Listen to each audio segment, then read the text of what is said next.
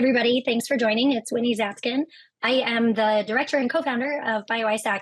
Welcome. We felt this year in particular, it was very important to take a second, take a pause right before the end of the year, and just do a big regroup on everything that we've been a part of over 2023, and also just reflect on what we're looking towards when it comes to the horizons of 2024 and beyond.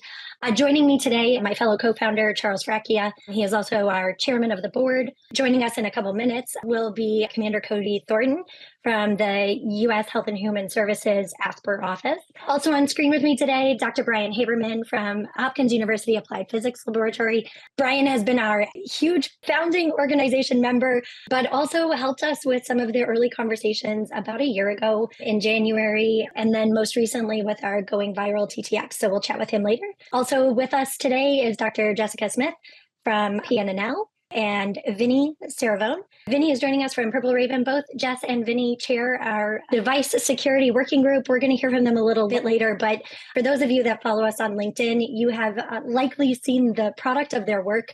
For the last 11 months, they have been diligently working through a white paper called Fortifying the Bioeconomy and a series of tools.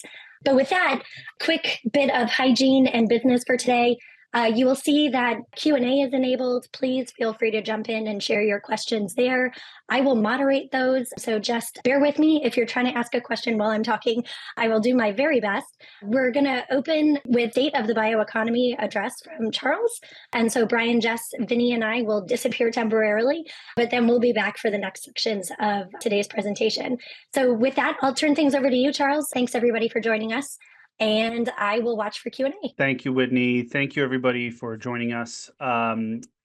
As many of you know, the BIO-ISAC is now a couple years old, but we thought that following a lot of requests actually from the community, that we have a good visibility on what threats are attacking the bioeconomy.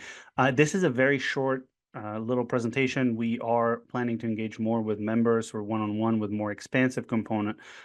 We will take about 20 minutes, 25 minutes to run through, and it really will be a run through of what has happened just in the last year in terms of incidents and attacks in the open source. So with that, I will start. For those who don't know, who are new to the community here, welcome. We're the Bioeconomy-focused Information Sharing and Analysis Center. We are a 501c3, a nonprofit that focuses on really promoting information sharing in a pre-competitive way across the community. What we have found when it comes in particular to cyber incidents, but a wide variety of incidents in the bioeconomy, is that they're extremely isolating and that the sharing of information can really change the trajectory of an incident. We're very grateful for our members. We have more joining actually in the new year, newest one being Lincoln Labs, so welcome. And we are excited to be sort of sharing this first of what will likely become an annual event of sort of looking back at the year in threats. So what will we do today? We'll review incidents from this past year, 2023. We will look at the trends to watch at a high level for 2024, and then we'll highlight a couple of the tools that the BIO-ISAC publishes, and in fact, thanks to Jess and Vinny for publishing the framework. We'll talk about that a little bit later, but other tools and capabilities in case you have a need, or if there are any requests of that kind, please do reach out. Put simply, every single month of the last year has had attacks. It's as simple as that. Unfortunately, we have seen attacks, fairly significant one at pretty much every single month. They've not all been obviously of the same magnitude, but to give you a 10,000-foot view, we see around 50 major incidents a year, and that's in biotech and pharma alone, okay? And that doesn't take into account the healthcare, and in particular, healthcare provider component of this. What biopharma products have to be safe and efficacious, and this is a trend that we see actually accelerating the progression of problems and the magnitude of the problems that come in this space. The key in our field that is different is that the trust in the product itself emerges from a lot of the sort of implicit trust that we have here. We trust people, we trust companies, we trust processes, we trust regulators, And one common fact that we've seen over the last few years, but 2023 was no exception, is that what actually interconnects all of these is digital infrastructure. There are other attacks. We're not saying that digital infrastructure attacks are the only ones. By far, they are not. We've seen supply chain attacks, etc. But digital infrastructure attacks seem to be the cheapest and the most deniable forms for actors to exploit. So we will go into a quick list of sort of selected incidents for 2023. This is not actually an exhaustive list. That would be far too many. But we will start with data theft and integrity. More recently, in the last few months, we've seen the breach at 23andMe, the genomic sequencing company. And initially, there was a little bit of question as to what exactly the extent of the breach was, but it seems like a credential stuffing attack, which means that hackers got a hold through other breaches, most likely. And they got hold of emails and account passwords and to access the 23andMe system and download data from it. There are unconfirmed reports of exactly what that volume of data was. Again, unconfirmed, but supposed to be in the vicinity of 300 terabytes, which sort of posed some questions as to what exactly was stolen from it. 23andMe has said that it was accessed just through credential stuffing, and some data was downloaded from their accounts that way using sort of those stolen credentials. Ultimately, unfortunately, it led to actually a confirmation much more recently, and I apologize, I don't have the date. I think this was early this month, that it really affected 6.9 million profiles. That is a significant number and poses, in fact, questions as to, okay, what is the risk to those people who have that? If you were affected or if you have an account there, the recommendations were to turn on two-factor authentication. You should do that as soon as possible. Of course, that data is probably already downloaded at this point, but you should use that as a reminder that any other healthcare system or environment, 2FA, two-factor authentication, is a major way to sort of limit the ability, not always completely block it, but limit the ability of hackers to reuse credentials they've used elsewhere. Using a password manager and generating complex passwords will also help with that significantly.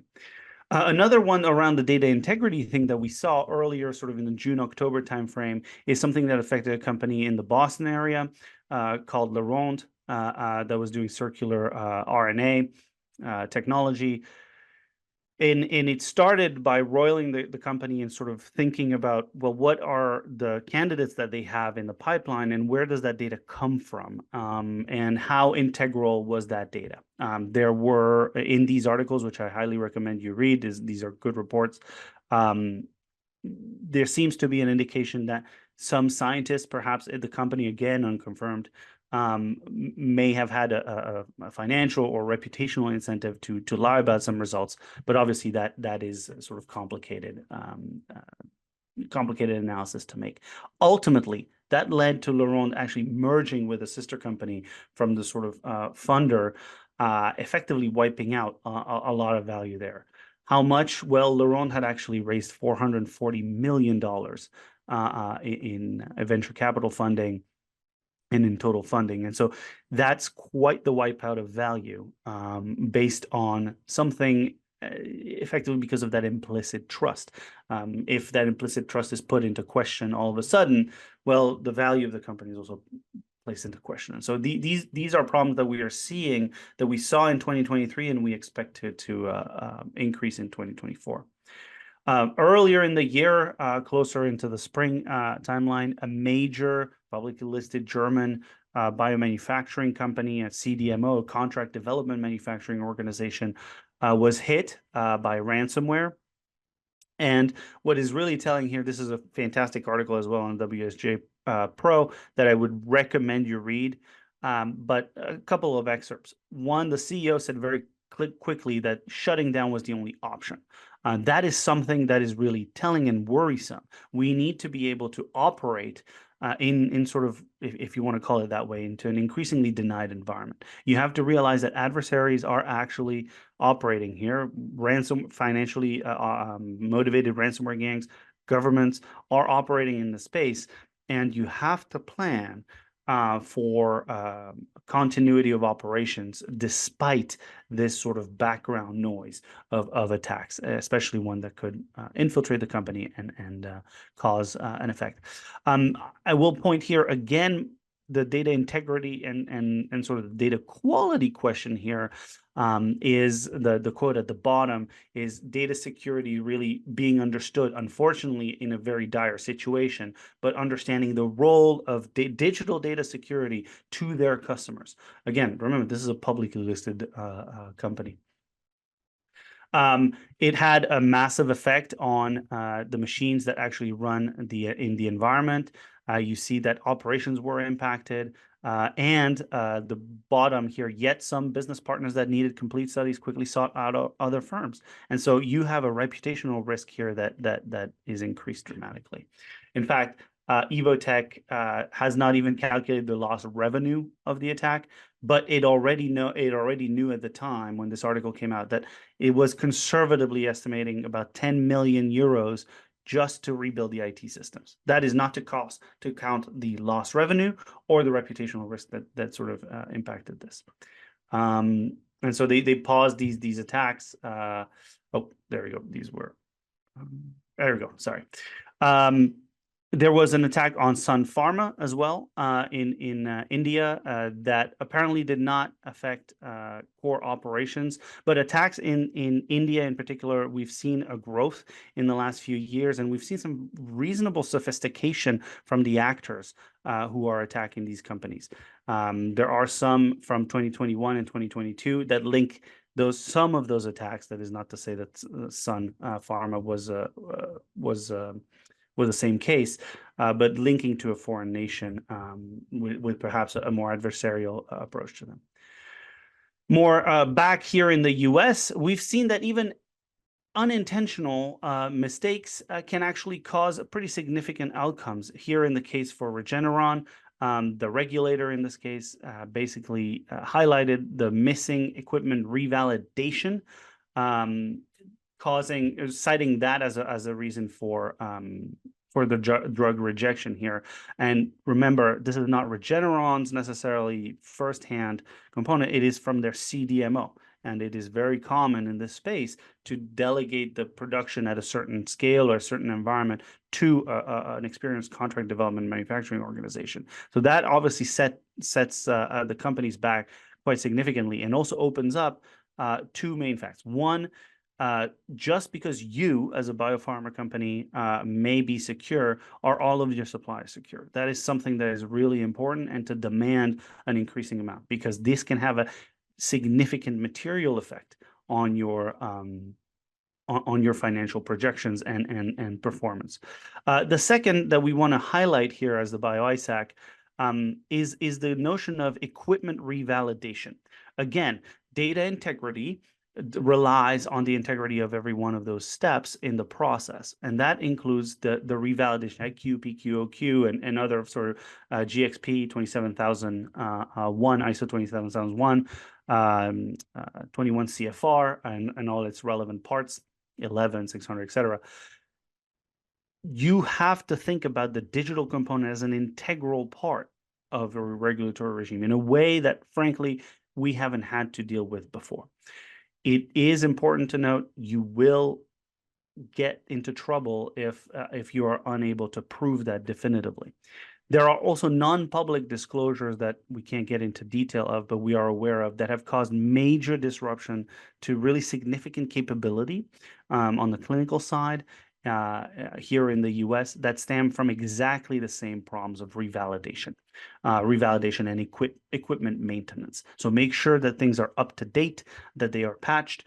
Pay attention to the threat feed that we publish, join the community so that you are actually able to stay up to date with the latest patches and not fall prey to these attacks. On the more clinical side, again, all of this is just this year, and it is a selected group, right? We saw the loss and the breach on 2.5 million patient data on the clinical side from Enzo Biochem. And even, there hasn't been a public disclosure of the cost and the impacts, but these are significant, and there are obviously ramifications in terms of sort of the protection of that data. And so you can see that just in the numbers, be it in the millions of dollars it costs to bring IT back up, to say nothing of the reputational risk or potentially the regulatory outcomes of these attacks. These are significant events that are happening, and they're only accelerating. Amerisource Bergen, which is actually interestingly in more of the some subsidiaries touch more of the sort of ag and livestock sort of health side, an extremely important part of the bioeconomy, fell to, unfortunately, a ransomware gang attack. There was not good documentation of sort of the exact cost of this, but significant, obviously, to catch both public attention and the company having to take strong remediative action back in February.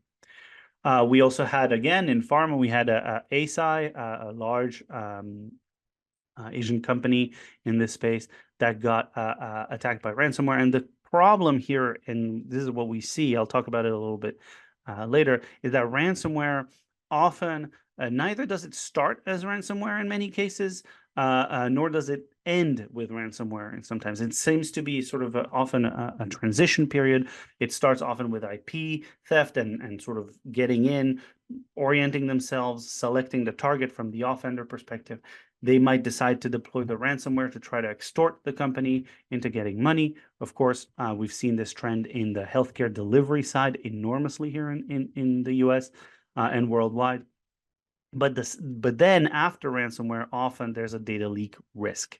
That becomes sort of the additional component of not only are you at threat of operational risk, but you are also at threat of just losing all of the intellectual property. Right. All of those that I just went through, which are a selected group, were just in biotech and biopharma, right? So just to let that sink in, these significant effects were all just the public facing events that were in biotech and biopharma this year.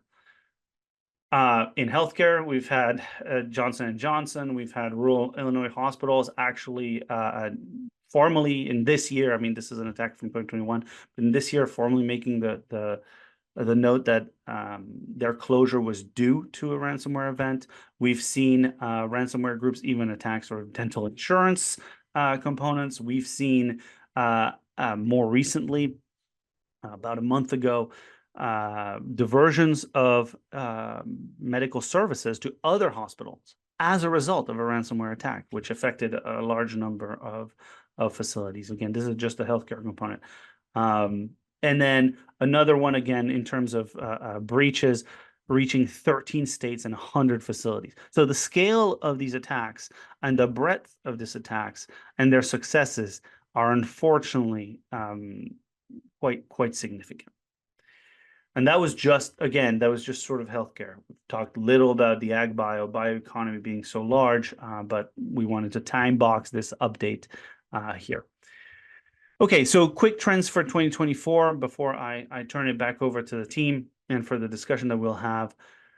Cyber bio attacks, which are sort of these combination of cyber means with biological effect. That really is the only thing that means. Some people call it digital biosecurity, cyber biosecurity, whatever it is the convergence of cyber and biological means to create a biological effect. We lose either the ability to produce a medication or to give care. That's the whole point. These attacks will continue to grow in volume and sophistication. Even in the last 3 years, we've seen significant trends, particularly in the last year, in the volume of attacks. Sophistication sometimes is linked to sort of the perceived value of the intellectual property. But we see these ransomware groups becoming more and more sophisticated and growing closer with more sophisticated actors as well, consistent with what we've seen with other critical infrastructure sectors. The financial incentive for cyber criminals, unfortunately, is becoming easier and is becoming clearer to them. It is actually not necessarily that easy to understand how to make money from ransomware, particularly parts of the bioeconomy that have to do with drug production or other components. Healthcare criminals have definitely figured that out. They've figured it out. They're victimizing tons of organizations. We see it. Healthcare delivery, I should say. But all of the medical countermeasure side, they are becoming more astute and understanding better sort of the equities and the key problems that can arise. We highlighted some of them earlier today with some of the attacks. Integrity is absolutely critical for your ability to produce product for your customer and even release it and get it approved by a regulator. Nation states and sophisticated attackers writ large, they're going to continue targeting the sector. There's no sign of letting down. Perhaps we were hoping that with COVID, stepping back from sort of the more active part of the pandemic, that it would sort of ease out a little bit from the intellectual property rush that really led some of the most sophisticated actors to go in and try to steal it. Unfortunately, that's not what we're seeing. We're seeing the volume continue to grow. And unfortunately, the coordination between the sophisticated actors and cyber gangs is likely to increase. And so we have to be prepared for cyber gangs having more sophisticated tools, have better targeting. And so just because you're a small supplier that maybe you don't think is very well known, certain press releases, relationships, or contracts being announced are often grounds for sort of targeting. And so you have to realize that there is an incestuous relationship between those two groups. Again, like we've seen in other sectors of critical infrastructure. Oh, skip one. As I said earlier, there is this progression where an attacker tends to get in, often through business email compromise, folks clicking links or getting phished into the account. They get into sort of the corporate side of the organization. They'll pivot around, try to look around, identify where all of the intellectual property or all of the core systems are. Often it can progress then into sort of this ransomware, because unfortunately these are now off-the-shelf kits that you can deploy. They're even being sold as a service. It's kind of a bad situation that, or natural evolution, I guess I should say. And then ultimately even stepping into that sort of ransomware extortion, threatening of leaking the data sort of extortion component. That progression, that sort of whole life cycle is going to increase. We don't think that this is going to become more segmented. It is actually going to become more streamlined, for lack of a better term. Finally, instrument integrity and vulnerabilities will continue to be an existential threat to the bioeconomy businesses here. You have to realize that a lot of the instrumentation, if not virtually all of the instrumentation that you're running, has reduced sort of security provisions, and that is not to say bad things about instrument vendors. It's just these have long life cycle. They were not designed at a time where the threat landscape was quite as offensive as it is today. The pandemic really changed the game completely and irreversibly, unfortunately. We saw some key attacks in 2021 and 2022 in this spectrum. And unfortunately, their maturation is continuing, and there is these kinds of vectors offer strong persistence, and so segmenting the network using the framework that the BIO-ISAC released, thanks to Vinny and Jess, that we'll talk about in a little bit, is really critical. And you'll see updates in the new year that are going to help you do that. Okay, so let's move to sort of tools and resources that we see in this space that we've tried to seed it here with our friends at Johns Hopkins and our members, founding members here. We ran a tabletop exercise earlier in the year. It was extremely helpful. I think our next panel will touch on this a little bit, but it's clear that we need more exercises. We need industry and government to come together to start practicing how information is shared, how we can coordinate. Inside of government, we need to coordinate across all the different equities and all the different Parts of government, it is a complex environment. Understand and draw clear responsibilities so that people can hand things off to each other much more streamlined. This was an extremely successful event, and we're very grateful for our members at APL for hosting us and helping us really conceive of it altogether. So look for more in the new year. And then finally, I'll just touch on it because Vinny and Jess will talk more about it. We just released a Fortifying the Bioeconomy framework. It is at isac.bio/device. It is out of the hardware and software working group. There are 3 major documents in there. Please go in there. One is the definition of sort of the framework. What are the challenges? How to approach them. There is a biosecurity evaluation questionnaire that is very helpful for smaller companies, especially those that don't have established processes. Just download it, use it. This is there for you so that you can ask the right questions of your vendors and get sort of put the bar for offensive action much higher than it is today. And then particularly a guide on how to do proper instrument disposal. We'll update that in the new year as well. But that is particularly important. Sometimes you don't realize quite how much data you may be leaking, be they actual data itself or credentials or things in instruments that you may need to resell. And so be careful there. Finally, we have these regional approaches. We've heard from the community that what is really needed is a high trust set of groups, more regionally minded. We've started a few of them across the country. The next one will be in Pennsylvania in early February. The next major one, kickoff, and that will focus on sort of the ag bio and ag biotech side of things. And we will touch on everything from industrial control system security for these systems to defending the perimeter and very practical, pragmatic components. Again, these are meant as high trust environments, so we vet folks who come so that we make sure that everybody can participate and get. If you are interested in joining some of those, please email us and tell us. If you're interested in hosting one, even better, particularly in geographies where we don't currently cover. We're particularly interested in sort of the Midwest and sort of a North Carolina area as well. Finally, help@isac.bio. You can always email there. Any help that we can provide is confidential, and do that early. If you have hunches or you have issues, reach out. This is why we're here. We can give you confidential help. If needed, we can even bring on hands-on help. That is sort of limited capacity because it's not fully institutionalized yet, but please do it. We see that the volume of attacks, it's extremely isolating when you're under an attack. And so come and join the high trust groups, come and discuss with your peers so that you are able to have the right conversation with folks when things hit the fan. With that, I'll close. Thank you very much. Great. Thanks, Charles.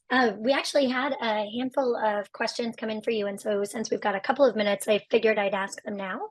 Yep. And then we can always, if we run out of time, we can do them during the town hall at the very end. Eric Choi from PNNL asks, do you think there is a different metric that needs to be used to demonstrate the effects of these attacks, since a monetary value cannot always be determined? Yeah, so fantastic question. Public numbers that one can sort of share in a forum like this one are often difficult to come by. However, I will say the story of the impact itself is often what really cinches it for me. Merck, we probably all know this, but Merck in 2017 was hit as a byproduct of another attack, not Petya, was hit, and it led to actually a shortage of Gardasil HPV vaccine in a strategic national stockpile of our own country. So an attack in Eastern Europe that was not even targeted in Merck led to a critical shortage in the vaccine supply. That's the kind of story. Evotech, for example, had to shut down all of their operations. I can't share in this forum exactly the exact impact, but that is enormous. Read the article. You can probably read between the lines. But what the CEO says in that article, it says, we had to shut everything down because that was an existential risk for us. So we're talking about I think their market capitalization is around 6 billion euros. I may be wrong about that. It might be closer to 5, but you know, a $5 billion, 5 billion euro publicly listed company that is a critical CDMO, um, you know, having to shut everything down for weeks and paying 10 million euros just to restore IT. How many contracts were not renewed? How much regulator pressure was applied, and delays that they had to use to prove to the regulator that data was still valid. So I think that story, we're still in that phase. I do think we need to start collating more of that quantitative data, but obviously there's a counter incentive to share from any particular company. So if I can make a request of the industry folks that are in the room, come and tell us. We don't have to say who it is. We don't have to identify the company. We do this all the time. We can help you privately. But sharing those stories, and if you feel comfortable in the high trust environments, we share a lot of stories. These are sort of non-attribution meetings, and so but we need more hard quantitative data here. What we see is routinely the daily cost of downtime in a manufacturing environment in here is routinely in the low six figures on the low end to mid seven figures per day of downtime. To give you a rough idea, right? So but yes, there needs to be better metrics. If you have ideas, please suggest. Yeah, please do. Help at ISAC.bio. And Charles, one last question for you before we close out this session. Babs from Lanol asks, are cyber attacks in the bioeconomy sector more or less common than other economic sectors? And if so, why? Yeah, great question. Great question. So in the absolute, it's difficult to tell you that way. However, we see reports cited publicly from particularly a number of research firms that in the manufacturing sector, this critical infrastructure sector represents about 30 to 35% of all manufacturing related attacks. They are also, the other data points that we see is that they tend to be the high dollar value. So the ransomware gangs get a lot of money out of these attacks, and that's why they're continuing to victimize this sector. It is also a juicy target because it is a fairly complex environment. So the combination of opportunity, high cost, and the volume of organizations that are necessary just for the normal functioning of society makes this sector particularly attractive. Giving you an exact percentage, how much more attractive than chem or oil and gas. Unfortunately, I can't give you that relative piece, but it certainly is continuing to grow, and it is a significant impact to operations. We talk publicly often. The discourse seems to be really on the healthcare delivery side. We're not paying enough attention to what comes upstream of that, because drug shortages and drug quality issues, CDMOs going down, those have latent effects. And so it's a little bit harder to track them all the way to the end, rather than saying, well, these 17 ambulances in the last 3 hours, were redirected. That's a lot easier to calculate. But it is a major aspect. About 30 to 35% of all manufacturing attacks are in this space. Great, thank you. Willie, I will hold your question for when we kick off the town hall, but thank you for sending it in. I want to make sure you know that I see it. I am excited to introduce all of you to Brian Haberman and Cody Thornton, who are joining us from Johns Hopkins University Applied Physics Laboratory, if you couldn't read the background. And Cody, of course, joins us from HHS Asper OSI. Gentlemen, I'm so excited to be hosting this conversation with you both. When we founded BIO-ISAC, we had a handful of folks really pierce through the crowd and say, me. We really see that this is a critical area and we need to jump in and we need to do what we can. And so Brian, for your leadership, I'm grateful. APL became one of our founding members and stepped forward. And then we were able to get into some really good mischief. The executive order was announced regarding safeguarding the bioeconomy. we got together and for those of you who haven't interacted, we had a truly incredible moment across leadership in the federal government where we were contacted by some folks who just said this executive order is out and we're not really sure what we know and what we don't know. Can we put up together some sort of event? And I'm thrilled to say Brian stepped forward and said, "Hey, I've got a room. I can make that happen, and we can, make sure that it's live streamed so that everybody can catch it." And we were able to host a really incredible event in January called Closing the Knowledge Gaps. And I'm thrilled to say that in the same spirit of entrepreneurship and stepping forward when things are tough, Cody and his team saw that email when it came out and was describing something kind of cataclysmic.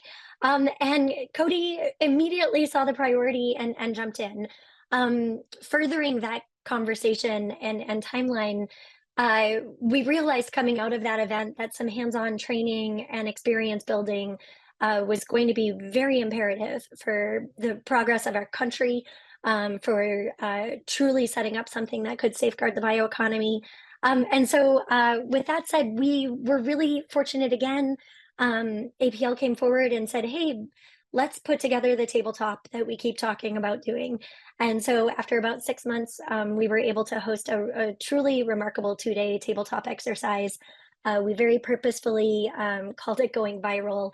We worked with an incredible team over at APL and some private industry folks to pull that together. But the idea was a novel virus, an attack on our country, some overlaps of some cybersecurity incidents and issues, and general experimentation with who are we today, having just gone through everything that we went through, and what does it look like going forward?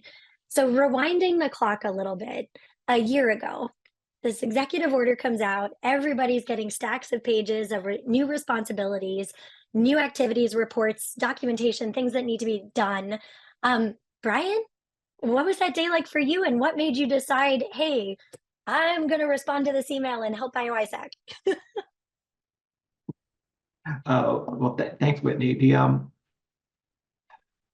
I think the big thing for us is really looking at the bigger picture. We talk about the executive order for the bioeconomy, but we have executive orders for other things.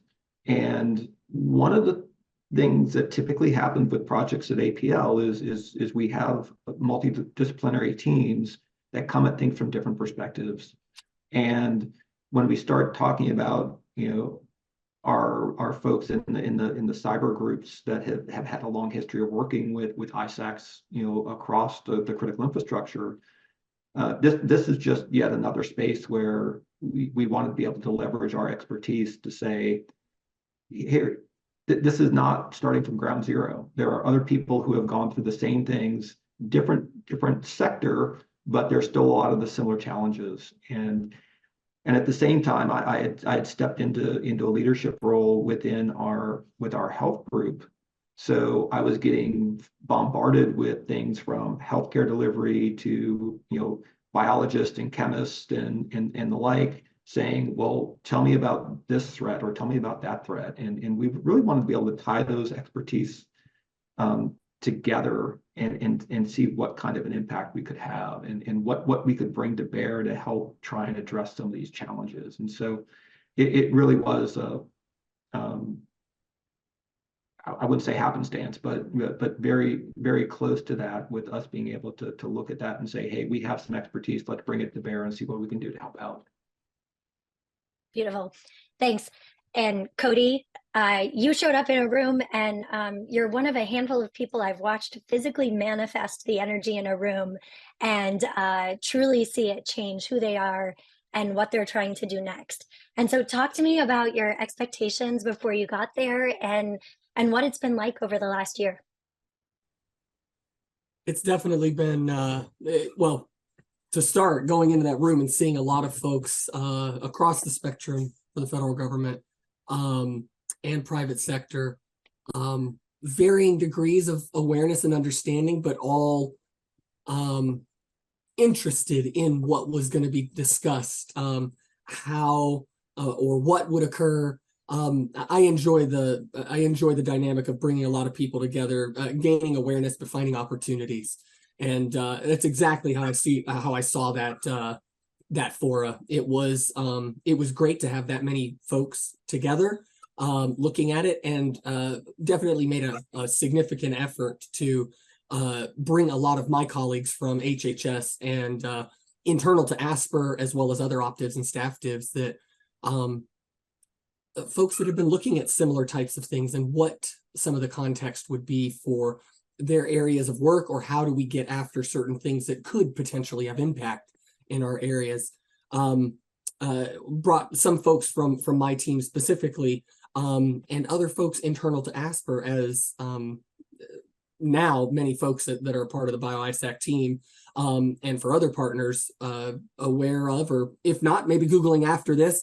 But ASPR's going through a reorganization, and operationalizing that reorganization comes with a significant lift of understanding the context of our mission space and the gap to achieve an operating division. And for those that are on the line, understanding what that means from an operating division, right? It gets stuck in the sort of mix of, so what, right?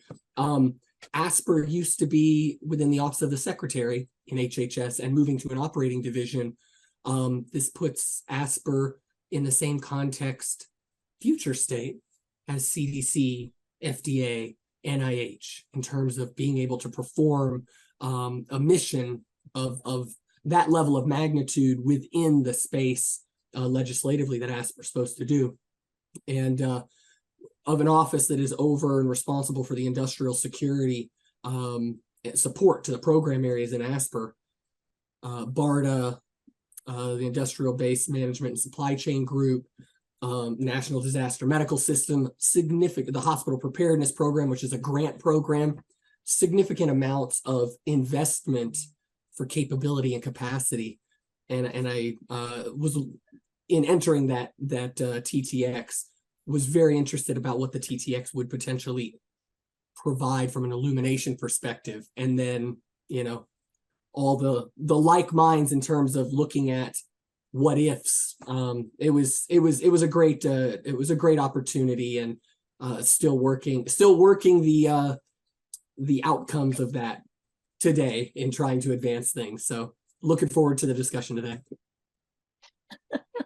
That's awesome, man. I'm always happy to pass on a to-do list to folks. So stepping back for a minute, I think I just shared the links in chat from the Closing the Knowledge Gaps top line summary that we put together. And I did share the full report from the TTX for everybody.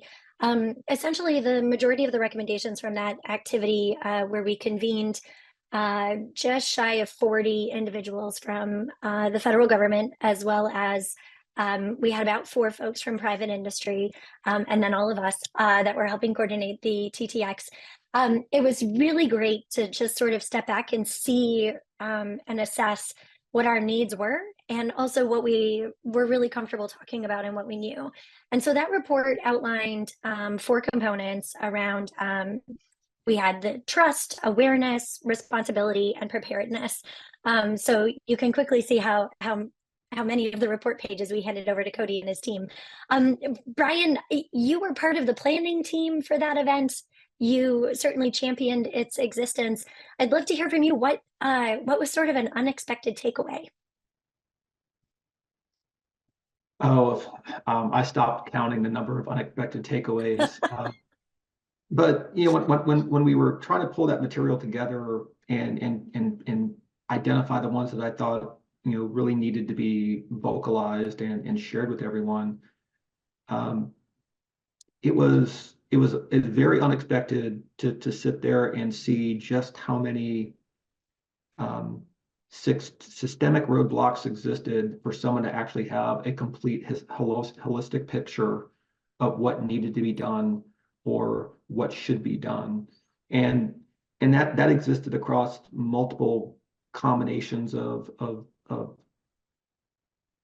groups. If I think about what would somebody in Cody's case, how would ASPR interact with DHS in order to address a particular challenge? There is no mechanism for that to occur. But you can also look at it from the other perspective is, if I'm a vendor selling a device, I'm making assumptions about, how this machine is going to be used. And then I find out that, oh no, half the world is using it in this other way that I never really considered. So I have no idea whether or not my security approach or architecture actually works in that new environment. So there's that lack of awareness doesn't really allow people to develop more of the systems view of their deployment and the systems view of what they're trying to do to make sure that they actually do have a clean and viable security architecture in place. And until we can start kind of pulling down those roadblocks, I think we're going to continue to see these kind of challenges. Agreed. Commander Thornton, I know you walked out of there with, like, you were already scheduling meetings before you even left the room. I'd love to hear from you, though. I'm sure you came in, particularly with your experience during COVID, with a bit of bias, but a healthy bias, having lived experience in the space. What stood out to you? What was unexpected? I would say the most unexpected thing was not how many people might not have been able to had not come to the meeting with some foundational premise around this could be a thing, because that's just the space of a threat nature, and people that don't work in the space don't always imagine the tenacity and maliciousness that is out there. But once we sat down, one of the things that was unexpected was how quickly folks that touched the space ran down the line of potentialities, and how fast, how little fight the exercise we saw from the group. And having done numerous amounts of these, inevitably there's always this friction with an exercise. And I think even though most exercises say, look, play the exercise, run through it, explore, you always get the friction. And I don't think that I didn't see a level of fight, against the scenario and I saw a significant amount of feeding of inevitabilities or tertiary or tangential impacts start to really come out of all the groups. And as every group talked about it, I was not expecting as much synergy on the issues and how much exposure there is in this space across the system, both from a private ROI perspective and just sustainment of solvency, as well as the federal side of assurance of a capability or capacity in both black sky and blue sky scenarios, right? That was a little a favorable unexpected outcome of as we move through the whole exercise. I would also say that the reports coming afterwards too have moved through a lot of the network and folks that weren't able to come. And I received, when BIO-ISAC pushed that out, from folks that I had not forwarded the original TTX effort to, sending it back to me saying, hey, did you see this? And I was like, I did. I appreciate you reading the abstract and the top matter. Did you go down? Because my picture's in that report, right? But it generated the network that BIO-ISAC has already. It's generating discussion. And I think you have to have that before you can really start making changes. So I was not expecting it to take across the network as quickly as it did after those reports came out, with folks that I speak with just weren't able to come. Yeah. Anyways. It's always good when you get sourced or cited in the meeting that you're sitting. Yeah, no, it was good. That's awesome. Thank you. Well, and as a last question, before we head over to Vinny and Jess to talk about some of what BIO-ISAC did as a result of these two events over the last year. I'd love to just sort of pause for a minute as you look towards 2024, and you guys are certainly recipients of my, excuse me, it's been 90 days, emails that for those of you who are not yet Inner Circle, you are welcome to join this. But as any good, effective project and program manager, I do have a core group of individuals that I nudge every couple of kind of 90-day windows to see what they're doing and how we can help further it a little bit more and a little bit more so that we can get things across the finish line. I'd love to hear from you both. We're sitting here, it's, we just recently, published the full-length report from the TTX. What are you seeing as the things that you're championing going into 2024? We can go to Cody and then over to Brian, and then we'll need to switch gears, but we can do Q&A during the town hall. Absolutely. It's both a blessing and a little bit of the curse in that as a massive reorg happened, discussing resourcing and requirements all converging at the same time that this came out, the federal machine only moves so fast, right? And while having dollars is a good thing at times, the straw is only so big, right? You can only do or execute and do certain things, particularly in the security space, right? Because there's a lot of things from a compliance perspective and from an industrial security perspective that are inherently government, right? So one of the things that myself and my staff have been working on, Dr. Powell is one of the participants in the on the call, is the justifications and the requirement or driver founding conversations to kind of move leaders who have a culture that has persisted for a very long time in managing programs.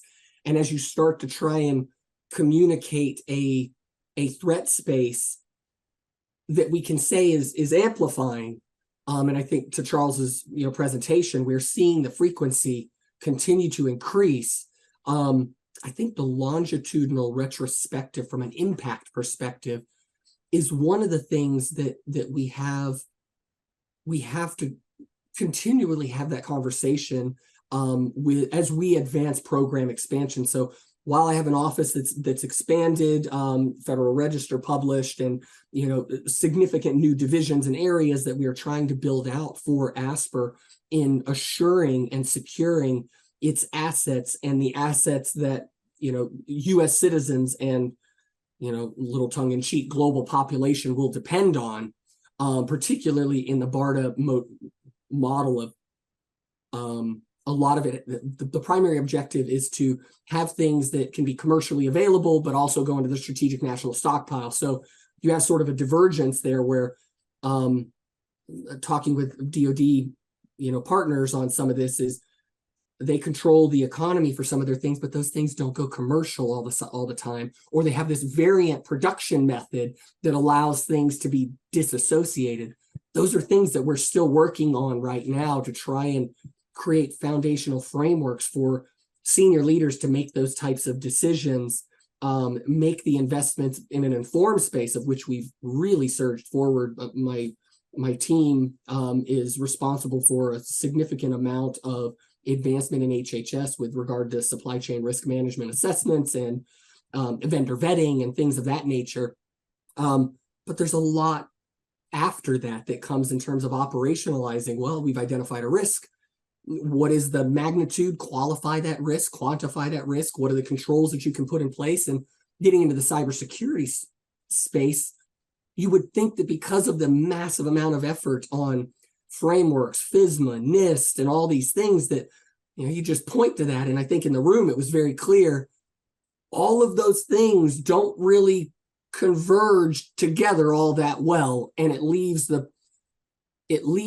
can leave private entities as well as some federal agencies with, having 3 kids, right?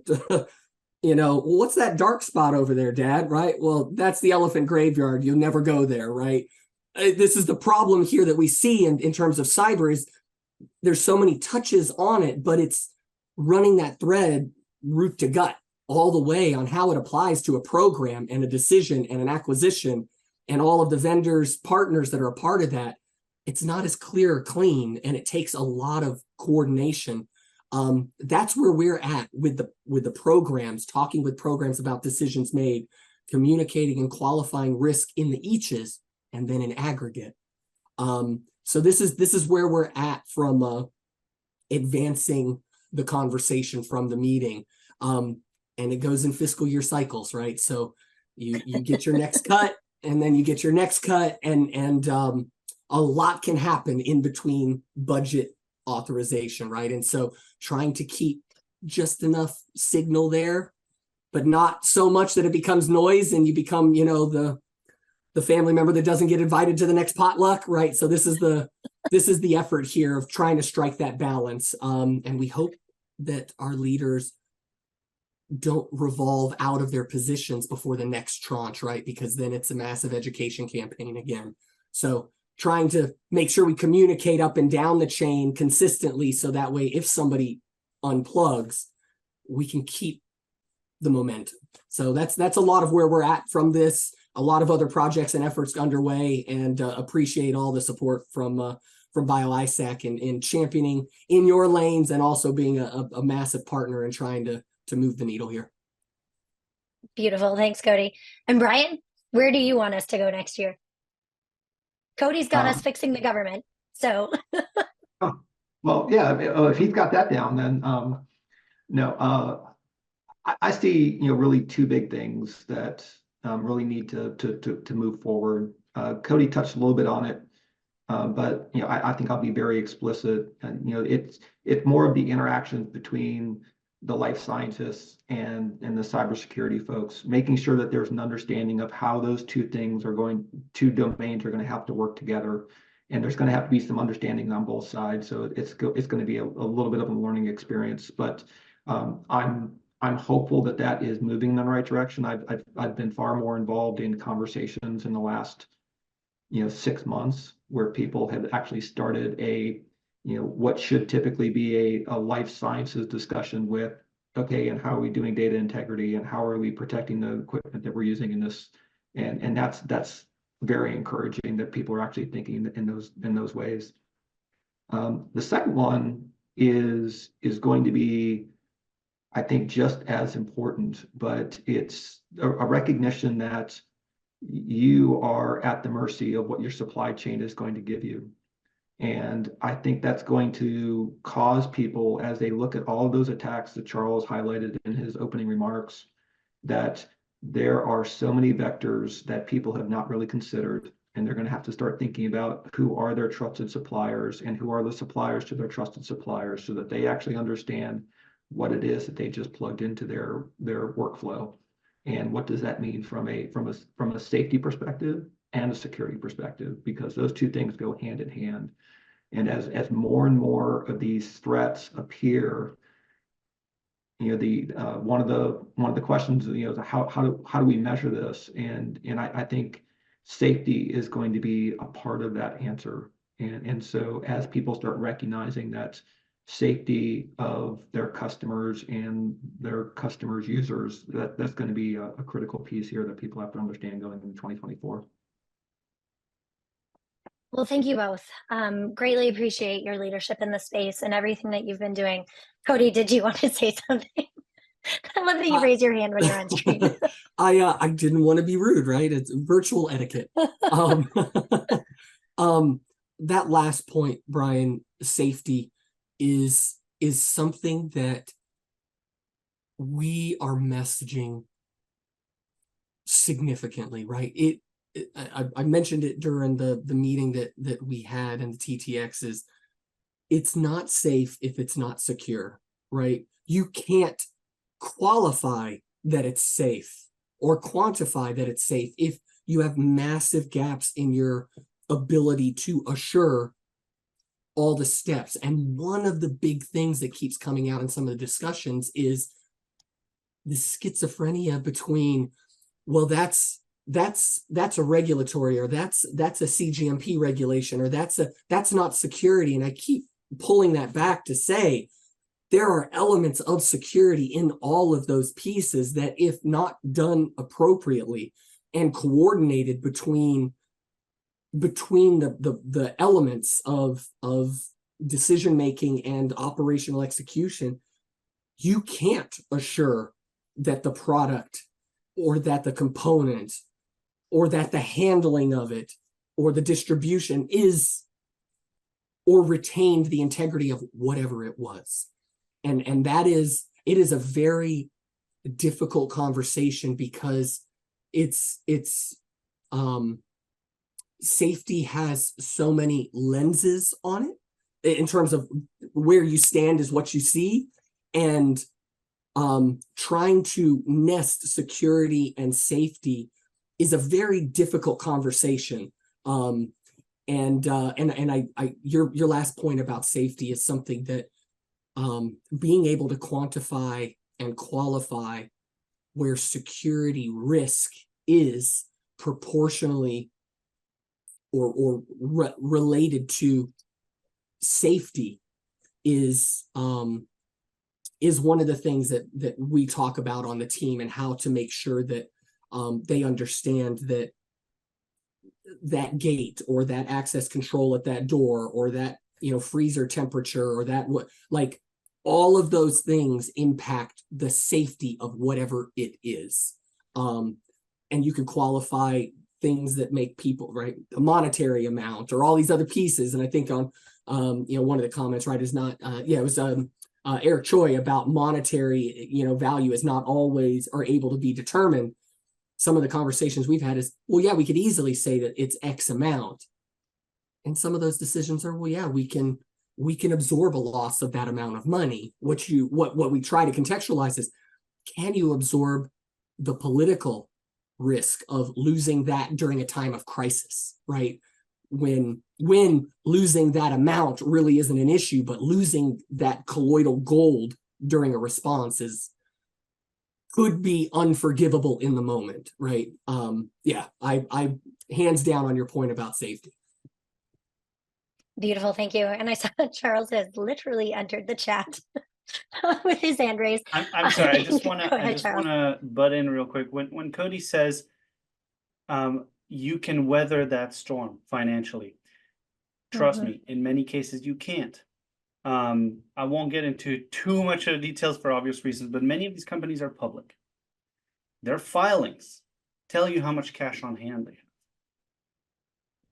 It is truly scary to do the calculation of understanding of an average cyber attack, ransomware, the impact on operations that I talked about earlier, and then calculating that out to the survival of that company, or forcing them to have to raise more money.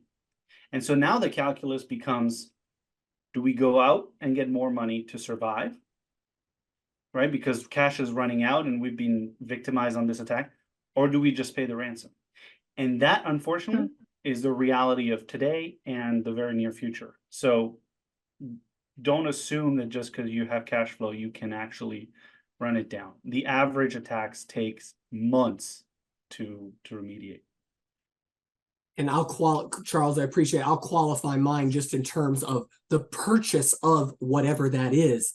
Well, we'll write that off. It was a bad whatever. No, that is not it. And I think folks might be following the latest SEC rule in terms of, reporting cyber incidents, massive implications, right, for publicly traded companies. And what we hope, and I think to Charles, your point is trusted networks of communication to mitigate public health and national security risk, right? That is part of the delayed notification rule in that latest piece in terms of notification to FBI. But I think that is part of what BIO-ISAC was discussing during the TTX, is that for it to discuss vulnerabilities and actions needed to mitigate those vulnerabilities for the betterment or assurance of public health and security, is why there needs to be a forum to talk through these things and how to get after them. Because if you communicate an issue without having talked through how to mitigate it, you tilt your hand to the bad actors and the adversaries that are looking for a door immediately to jump through. And so this is where we have to have, Brian, to your point of getting after the things and having the conversation and the coordination necessary, you have to have that proactively on every incident and hopefully before they come, because when they come, it's a little too late at that point, right? It's very hard to mitigate, to blunt damages, especially in a space where malinformation is so prevalent, and in a space where providing a medical countermeasure to a person is an individual choice, and trust is the first gate. And if that's gone, non-pharmaceutical interventions is where you're at, and we saw how good that got us, right? Well, thank you all for jumping in for the conversation today. Obviously, there's more to be had. Brian, I'm thrilled to report that we got a thumbs up on our proposal this morning, so it looks like we will have future events with APL. And community, we will message that as soon as we can to make sure that it's available to you. If you're not already set up to receive our emails, I very purposefully do not send them every Friday like clockwork, just to send you a message so that you know that I said hi. We try to make sure that they're really acute and tactical, and sending you things that you can use and do and quickly respond to. So please make sure that we have your email address and can continue to communicate. Commander Thornton, Dr. Haberman, thank you so much for your leadership in this space. I am a huge advocate of people who run into fires. So thank you for doing that with me over the last year. And with that, I will let the two of you depart, and I'm going to call on Vinny and Jess to join. We're going to transition a little bit to chat through some of how BIO-ISAC chose to respond to the incidents and circumstances and conversations as they unfolded in January. BIO-ISAC hosts a series of work groups, one of which is on device security. We also have one on genomic data security. We have one on bioagriculture, and we have one on workforce advancement. And we can share more about that later, but for today, I'm really thrilled to finally be sharing the work from Vinny and Jess. You most likely saw our report, Fortifying the Bioeconomy. There are 3 components inside of that. And so why don't I turn things over to you, Vinny? I will disappear for a couple of minutes while you present, and then I'll jump back in, and team online, I will jump in and share the URLs with you now so that you have them. Awesome. Thanks, Whitney. And hello, everyone.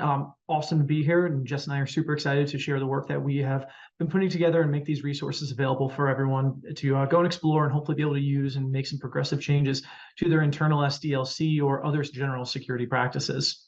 Following up a really good conversation, I guess it's always a good friendly reminder to make sure you have good access controls around your cyber insurance docs. You don't want to leave it out there for them to figure out how much you're insured for. So another healthy reminder. But for today's conversation, we're going to be digging into the documentation that we have created. We'll be talking about the Fortifying the Bioeconomy report, as well as talking about some of the documentation for how you want to make sure that you're securely disposing of that equipment that you may no longer be using. Hopefully, we're going to have some exciting guidance on that piece, probably a little bit outside of your standard IT guidance. But I will go ahead and just jump right into Fortifying the Bioeconomy. The first thing is, who is this report really intended for? When we observe the bioeconomy, we recognize that sometimes there is a bit of friction in a relationship between an OEM, someone that makes an asset, and an asset owner, someone that's buying it. And an asset in this case could be something as simple as a benchtop piece of lab equipment that's used for DNA sequencing, or it can be something much more complicated. It could have cloud components, could just be a desktop computer that has a SQL server on it. It can be a number of things. But that makes security that much more challenging, as there's a number of different threat vectors that you have to consider when you're going through a vendor evaluation or you're looking at how you're developing this equipment. So what we wanted to do was create a report and resources that draws out what shared responsibility is as it pertains to these types of assets. If you haven't heard of shared responsibility before, this really came to be as a general industry term when cloud migrations first started occurring. Thinking about, what is my cloud provider responsible for? Things like physical security, management of the servers. But then as the person using the cloud, what am I responsible for? Layer 7 and other application controls and other infrastructure access controls. Well, the reality of it is there is a greater component of shared responsibility that also applies to these different types of devices. What we wanted to do was create a report that provides you guidance on, as an asset owner, what do I need to be looking at with my vendors? Or as an OEM, what do I need to be thinking and considering as I'm building out and maintaining my assets? Within this report, you're going to see us expand upon things like threat modeling and driving towards practical security so that you don't have your asset owner always knocking on the door about the latest and greatest vulnerability that may have came out, and making sure that you have processes that have strong governance and overall effectiveness to respond to threats in a timely manner. Working in the bioeconomy, being timely is sometimes really challenging with the regulatory requirements we have. That's why trying to build out these processes in a scalable manner is just that much more important. But ultimately, what we want to make sure is that this report is also followed up with resources that give more direct guidance. I think we've probably all read a fair amount of cybersecurity documentation and probably have, walked away from it saying, I have a better understanding of this, but I still don't necessarily know exactly what I have to do. Well, that's where we're also introducing the biosecurity questionnaire. This questionnaire is really broken into two main components to say you have a device and it does XYZ. And depending on what XYZ actually is, will determine what types of controls you need to have. And then from there, depending on different ways you've set it up or different components it has, it may require a higher degree of controls or a lower degree of controls. So with this questionnaire, you can go through and say, I have PLCs, I have an HMI, I have a cloud application. What types of basic controls should I be considering? Now, naturally, security is imperfect. It's not going to be all encompassing, but we want to make sure that you're thinking about some of the high priority items for something that you're developing or maintaining and thinking, what do I really need to have in place here so that I can drive towards having good cybersecurity hygiene, and ultimately on top of that, just good IT fundamentals, because majority of security debt that we see is really just technical debt or ineffective IT practices. So we're hopeful that all of these resources are really going to help you take a big step forward as you reevaluate your programs, if you look at your enterprise controls or even more granular pieces. And should you have any questions on it, you can always reach out and we're going to be happy to help. Jess, anything to add to that? No, just a reminder that this, especially the biosecurity evaluation questionnaire, we're targeting bio folks. We're also trying to make this phased or leveled such that if you're coming into this with minimal knowledge, that's fine. We can help you increase that knowledge. We don't expect knowledge. We don't expect that you're going to be a cybersecurity master right out the gate. Let's work with you where you're at, and we can improve from there. We can have that discussion wherever you're at in your security pathway. Awesome. Thanks. Well, Jess, I'm going to turn it over to you to talk a little bit about the instrument disposal guide. Certainly. And this is a great example of one of those areas that we saw it needful to dive in. Instrument disposal, when you're thinking about any of the traditional bio devices, it does a bio function. That is what our focus is. The challenge is that it does a lot more than just that bio function, whatever it may be. It also often has effectively a computer on the back end. Whether I've seen Windows, I've seen Linux, it's still a computer back there and it's still reaching out to your network. It's still doing a lot of things like that. So one of the guidelines that we've put together is, hey, if you're looking at getting rid of that system, if you're looking at either selling it or just disposing of it, what are some basic steps you can go through to make sure that as that device goes out the door, it's not taking some extra things with it, whether that's data about either your thing, people you're looking at, all of the bio data there, or your network data. A lot of your network systems, they cache things like passwords or network credentials, that type of thing. As that device can be sold, all of those credentials can sometimes go with it. And this is not just a bio problem. It is very much a IT problem in a lot of ways. We've seen the similar thing. A horrifying example is the VA, the Veterans Affairs folks, sold a whole bunch of hard drives on eBay. They were just old hard drives. Nobody needs them. Only problem was they had a bunch of PII on it. We see this repeatedly across different industries where it's a junker. Get rid of it. Well, junkers still have some very valuable data on them. So if you're selling an instrument, we have some guidelines on how to disable credentials. Here's how to just do basic cleanup on it. If you're disposing of it, definitely still go through those steps, but there's also you get the chance to go out there and maybe work out some post-Christmas rage, pick up your hammer, go through and destroy it, that type of thing. And now all of these do follow with the NIST 800 guidelines. That is something to note for all of the documents we're putting out. The guidelines from NIST 800, just all the different protocols out there, those are in the back of our mind. We're trying to make sure we're working with those and enabling those for whatever process we're looking at. So yes, this is just kind of a deep dive into some areas that we've been seeing concerns with. And as we're seeing concerns, we're trying to make sure that that guidance gets out there and is implementable quick and now. Vinny, any points I missed? No, the only thing I'll throw out there is if you choose the method of pulverizing it as a team building activity, please just be careful, safety glasses, non-disclosures, that sort of thing. But other than that, that's all. And if you do go that route, we want pictures, by the way. Please send pictures. It's so funny. I could remember when you guys were framing this, and I kept saying, I think disposal means something different. And the next draft I saw was like, hit it with a hammer. And I'm so grateful, because I think sometimes when you get into technical writing, we kind of get lost in the language, and what something as simple as, destroy can mean a lot of different things to other people. Setting aside Star Wars and planetary explosions, all the way through to some simple deleting an email that doesn't really get deleted, and everything else. Vinny and Jess, thank you. The service that you're doing to the community by providing this first set of tools is really incredible. Eric Choi from BNNL asked a question, and it blends into one that I myself had. It's this dichotomy of new tool, new exciting adventure, great resource. How do we make sure it gets into the right hands, and what hands have we had it in front of already? And I know from BIO-ISAC, it's part of why we're doing the regional events outreach, and it's why we're talking to companies in the industry. It's something that we're hoping to have stronger market penetration after the first of the year. But I'd love to hear from both of you. What do you feel the benefit is and the value is, and what conversations have you had with your colleagues? Because I know both of you have been soft launching the BSeek and other tools. Well, I'll jump in on the second part of Eric's question there. Reaching out to people with their head in the sand. I'm new to bio. This is not my background. I'm a computer science focused person.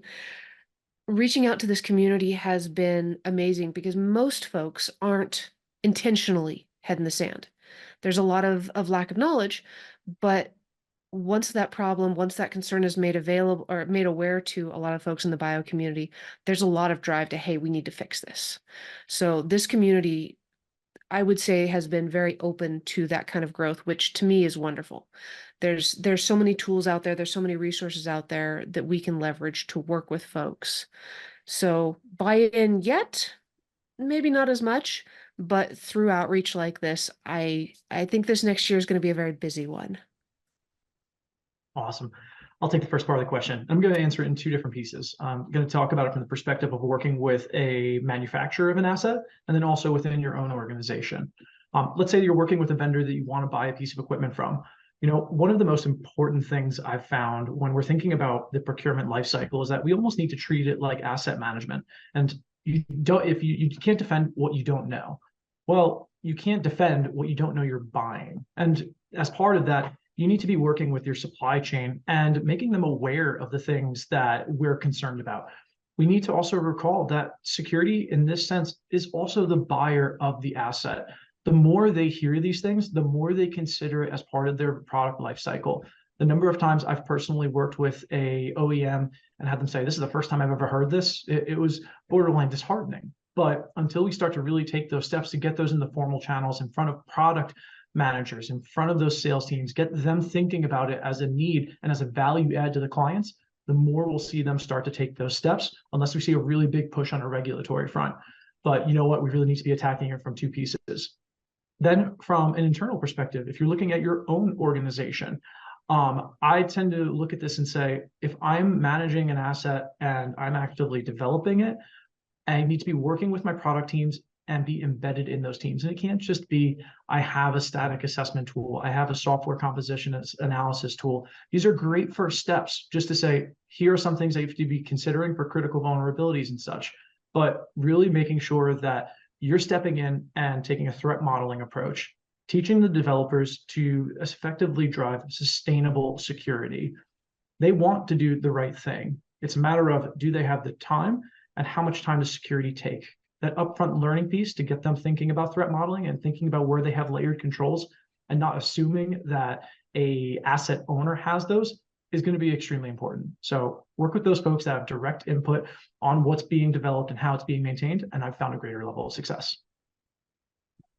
Excellent, thank you.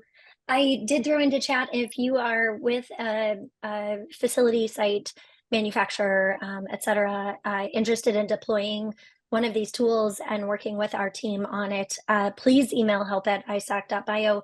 I will make sure to connect you to Vinny and Jess so that we can document it, see what improvements we need to make, and continue to enhance the tools and resources that we deploy on.